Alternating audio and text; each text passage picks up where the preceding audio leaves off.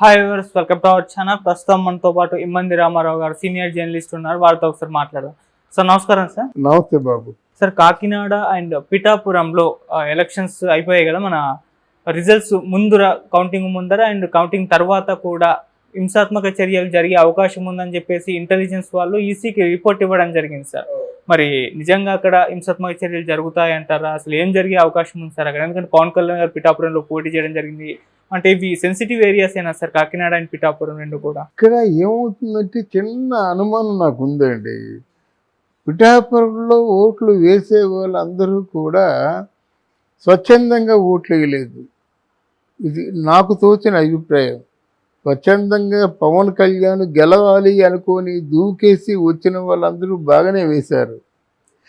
ఎవరైతే 5,000కి 10,000కి ఏదో చిన్న చిన్న బంగారపు జోకాలకి వాటికి ఆశపడ్డారో వాళ్ళు డబ్బులు తీసుకొని, మన ఆంధ్రాలో ఉన్నటువంటి సెంటిమెంట్ అంటే ఒక్కసారి డబ్బులు తీసుకొని ప్రమాణం చేసినట్టయితే మళ్ళీ వాళ్ళు మాట తప్పరన్నమాట.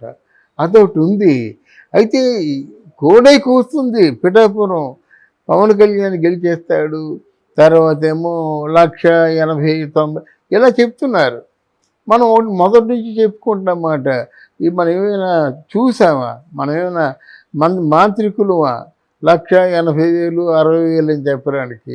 బట్ పవన్ కళ్యాణ్ తప్పకుండా గెలుస్తాడు. అతి కష్టం మీదైనా గెలుస్తాడు. గెలవకపోయినట్టయితే పవన్ కళ్యాణ్కి భవిష్యత్తు లేదు అని మనం చెప్పుకున్నాం.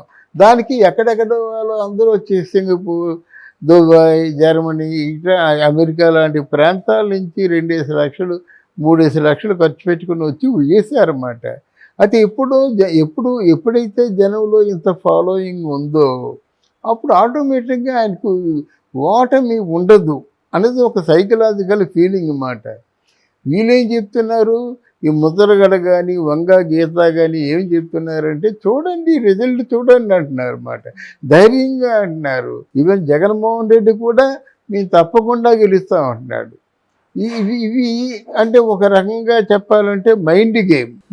అంటే గెలిచే వాళ్ళకు కూడా ఒక అపనమ్మకం ఏర్పడేటువంటి విధంగా మాట్లాడే మాటలు అని చెప్పుకోవచ్చు. ఒక రకంగా ఏంటంటే ఈ ముందుగా ప్రిపేర్ చేస్తున్నాడు కదా. ఏ అర్ధరాత్రి అపరాత్రి ఆ స్ట్రాంగ్ రూమ్లోకి వెళ్ళి ఆ స్ట్రాంగ్ రూమ్ తీసి మొత్తం రిగ్గింగ్ చేశారనుకోండి, మేము మొదటి నుంచి చెప్తున్నాం కదా మేమే గెలుస్తాం అనే మాట అనడానికి వాళ్ళకి అవకాశంగా ఉంటుందని అనొచ్చు. కానీ ఒకటి మాత్రం నిజం, ఈ 14 రోజులు ఎక్కడెక్కడైతే కొంచెం కాంప్లికేటెడ్గా ఉన్నాయో అక్కడ మాత్రం వీళ్ళు అలర్ట్గా లేకపోయినట్టయితే చాలా పెద్ద దెబ్బ తింటారు. ఇంతకుముందు జరిగిన ఎలక్షన్స్ అన్నీ ఒక ఎత్తు అయినట్టయితే ఇప్పుడు జరిగిన ఎలక్షన్స్ ఒక ఎత్తు. దీన్ని ఇప్పుడు కామన్ మ్యాన్ ఎవడు ఆఫ్ చేయలేడు. పోలీసు వాళ్ళే ఆఫ్ చేయాలి. పోలీసు వాళ్ళు బూత్కి ఎంతమంది సెక్యూరిటీని పెడుతున్నారు, ఒకరిద్దరిని పెట్టినట్టయితే కొట్టేస్తారు. వాళ్ళు ఒకరిద్దరు రారు కదా, గుంపుగా వస్తారు. ఒక 200 మంది దగ్గర 2 మనుషులు ఏమవుతారు కనుక ఇవన్నీ నీ షూట్ ఎట్ సైటు ఇట్లాంటివన్నీ ఆర్డర్స్ వాళ్ళకి ఇచ్చి ఉండాలి. ఇప్పుడు ఇది మాత్రం ఎలాగైనా కాంప్లికేటెడ్ అన్నమాట. జగన్ ఏంటంటే ఏం చేసినప్పుడు కూడా ఎవరికి తెలియనివ్వకుండా చేస్తారన్నమాట. అంటే తర్వాత ఆటోమేటిక్గా పనులు జరిగిపోతుంటాయి అన్నమాట. ఆయన ఎవరికైతే అప్పచెప్పాడో ఈవెన్ పోలీసు శాఖ దగ్గర నుంచి సిబిసిఐడి దగ్గర నుంచి మరి ఎందుకు అందరూ జగన్మోహన్ రెడ్డి తాలూకు చేతుల్లో ఉంటున్నారో అది వాళ్ళకే తెలియాలి. ఇది మంచి సమాధానం మంచిది కాదు. They are meant for everybody. They are meant for India. ఇండియాలో ఉన్నటువంటి పౌరులందరి తాలూకు రక్షణ చూడవలసిన బాధ్యత వాళ్ళకు ఉంది. అంతేగాని జగన్మోహన్ రెడ్డి జీతాలు ఇవ్వటం లేదు, జగన్మోహన్ రెడ్డి పెట్టి పోషించటం లేదు. ఆ విషయాన్ని అర్థం చేసుకోవాలి. ఆ విషయం అమలులో ఉండేలాగా హోంశాఖ అమిత్ షా తగిన జాగ్రత్తలు తీసుకోవాలి. లేకపోతే దోపిడీ ఎంతసేపు అండి, దుమ్ములాట ఎంతసేపు అండి, నిమిషాల్లో మనిషి ప్రాణం పోవడానికి ఎన్నో గంటలు కావాలా, ఒక్క క్షణం గొంతు కోసేసినట్టే అయిపోయింది.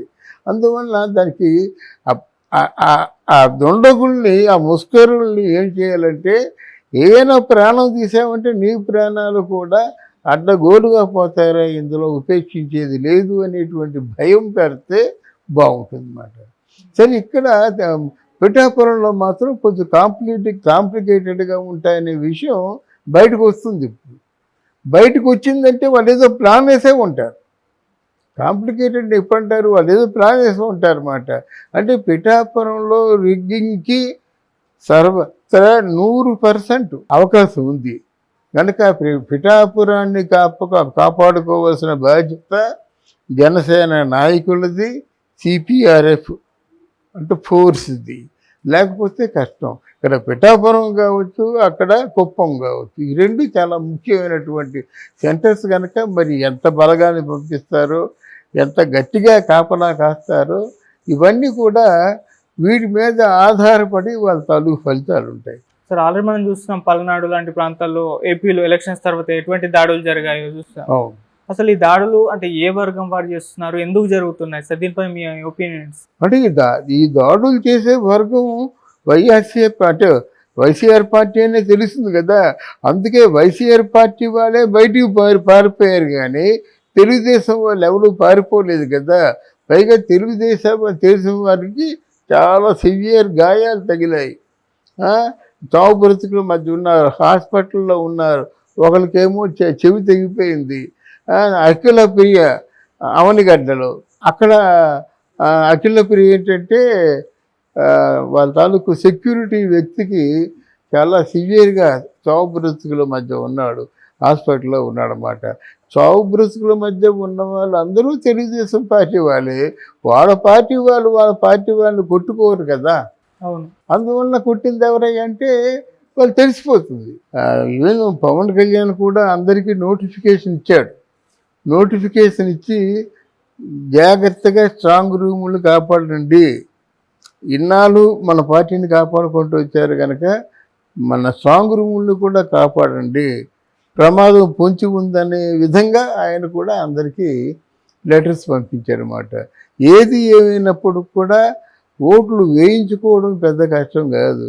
ఆ వేయించుకున్న ఓట్లు బూతులో ఉండడం, స్ట్రాంగ్ రూములు భద్రంగా ఉండడమే ప్రధానమైంది. అది మనం ముందుగానే హెచ్చరిస్తున్నాం. ఇప్పుడు జరుగుతున్న పరిస్థితులు బట్టి ఎవరి పార్టీ ఓట్లు వాళ్ళు కాపాడుకోవాలి. ఇది వైసీపీ అని కాదు, అటు తెలుగుదేశం అని కాదు, ఎవరైనా వాళ్ళ పార్టీలో పడినటువంటి ఓట్లను వాళ్ళు కాపాడాలి. ముఖ్యంగా ఎక్కడెక్కడైతే మారణకాండ జరిగిందో, పల్నాడు, అక్కడ చంద్రగిరి, ఎవరు అఖిల ప్రియ ఉన్న ప్రాంతం, వీళ్ళందరూ దగ్గర కూడా మారణకాండ జరిగింది అన్నమాట. వాళ్ళు కూడా జాగ్రత్తగా కాపాడుకోవాల్సిన అవసరం ఉంది. Okay sir, thank you so much sir. Thank you Babu.